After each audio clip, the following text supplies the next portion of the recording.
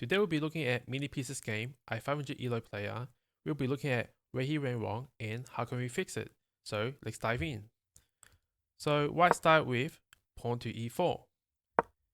And then black responded with the Caro-Kann defense.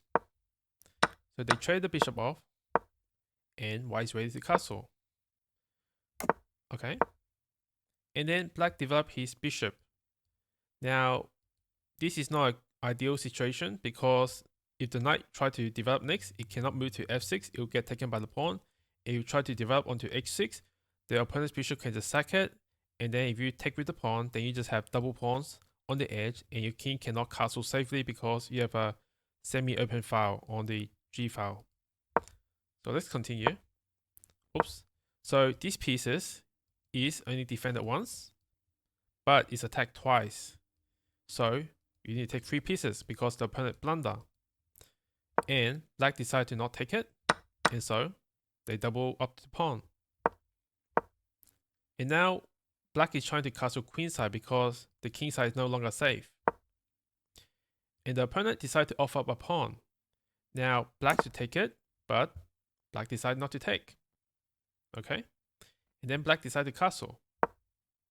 Now white is preparing to do this pawn storm to break open the black's queenside.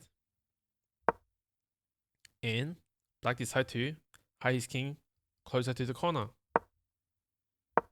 Okay, very good. And in this situation, black decided to take with the pawn, which is fair. The engine preferred this because if take, the resulting position will become like this, and black will end up with 2 rook and a bishop, and the opponent have 2 knight and a rook. But it's very understandable why black decided not to go through this line because it's scary. So let's go back to the main line. So black took with the pawn, and now the queen jumped in and decided to attack this pawn on b6. Black decided to move his rook onto f8, which is not ideal because this rook is very nicely positioned in the center and is supporting this pawn storm. One day this rook can come into d5 and attack this pawn, and you can add more pieces to this pawn and eventually take it. So what I find weak in this position is that this rook is in the corner, stuck behind these 2 pawns, not doing anything. And it will be better if you move this rook onto g8 because it will target this king on this semi-open file. Eventually the rook might want to go to, for example, g6, and then this rook may come here, double up, and this pawn will now be weak. Yep, so let's continue. And the opponent took the pawn, and black decided to push his pawn. Now you don't need to do this because this pawn chain is very lovely. It's not easily attackable, but if you start pushing this pawn upward and he take, so even if you take the pawn, this pawn is now weak. The opponent rook can come swing over here and attack this e6 pawn. Maybe the knight can come in and attack. You can see this rook already come in and preparing to attack this pawn. So you should just leave this pawn chain alone. So this is a very nice pawn chain.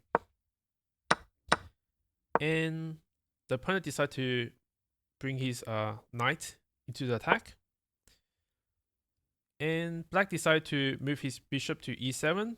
The engine suggested to move it to d8 because, so let's go through it.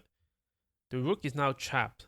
The pawn controls the white squares, the knight controls the white squares, and the bishop controls the dark square. So the rook can only move to d6. And if you attack the rook one more time, the knight take, you take, and now the king replaces the bishop, and this rook have nowhere to run, and you can take the rook safely. Okay, so let's go back. So bishop go to e7. The opponent bring his other knight into the attack. The king shuffled around, and black ready to take the knight with his rook. Opponent defend with his rook, and black decided to close off the defender with his knight. Okay. So white decided to push a pawn to attack the rook, and black decided to take the knight. And now white decided to push another pawn to attack this rook, and now this rook is trapped. And so black counter attack by attacking the rook. There's also this funny business to check the king and take the rooks. So either way, black is gonna get a rook as part of the trade. And black decided to take with the rook. Now that's bad because this rook is now undefended and is takeable. If black decides to take with the pawn, for example, then if white decides to take with the pawn and black decides to take the rook, then the resulting position will be a rook and a bishop versus a rook and a knight. So let's go back to the main line. Take. And black decided to push this pawn. And then, okay, the knight and bishop got traded off. Okay, so let's continue.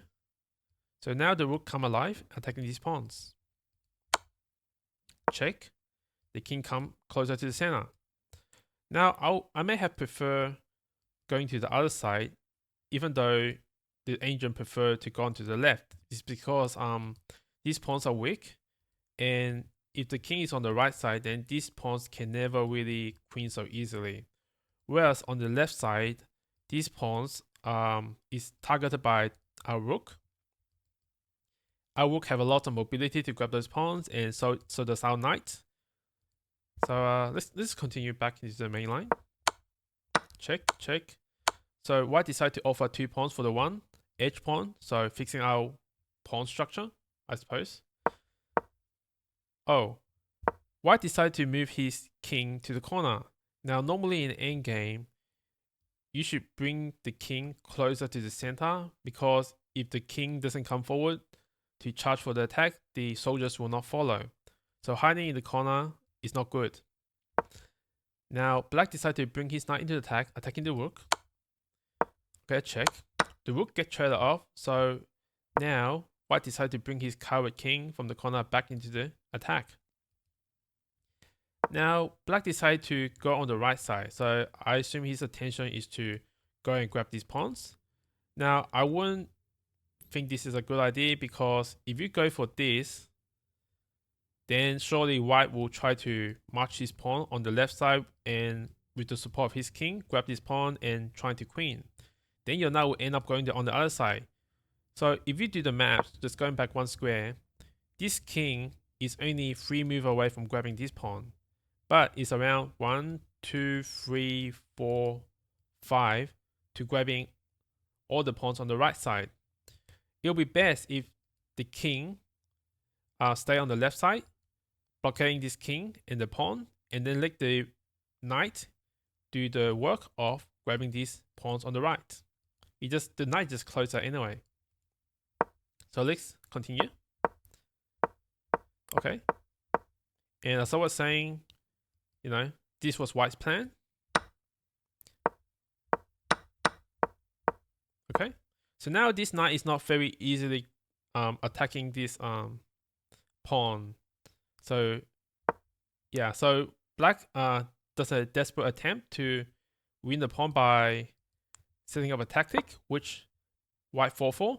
So now there's a check with the king and the pawn, and black traded his knight for the pawn, and now this is queening. Okay, black decided to queen. Okay, very good. So the queen now cut off the 3rd rank, so the opponent's king can only stay on the 2nd and the 1st rank. And black queen decided to go into the center, where the white king can now escape. Now, what I would recommend is to go into the 2nd rank, cut it off, so that you control these squares, all these squares highlighted, and the white king can only go on the 1st rank. Now with the support of your black king, you perform opposition and eventually perform a checkmate. So let me show you. Here. Let's say the king shuffled around, and the queen can either go to here, or if the white king decides to shuffle around a little bit more, you can perform a checkmate like this. This queen can also be a rook, but the point is that your black king perform opposition, creating this wall with the 3 tiles, and the white king have no escape. Okay, so let's go back to the main line and see what happened. Okay. And okay, so they shuffled around, and the opponent eventually run out of time. Now, what I recommend when your opponents run down on time is to always check the king. Because if you check the king, then the opponent will always have to move and they cannot find stalemate trick. And yeah, as you check them, the time run lower and you're gonna win.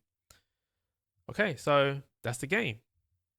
So to summarize on this video, Minipiezes did really well in playing the Caro-Kann. He have a very solid opening where his opponent cannot really break through. He need to develop his pieces in a more natural way in order to castle. He did try, but he just need to do it more naturally. And also avoiding double pawn on the edge. Sometimes double pawn in the center is okay because at least you control the center.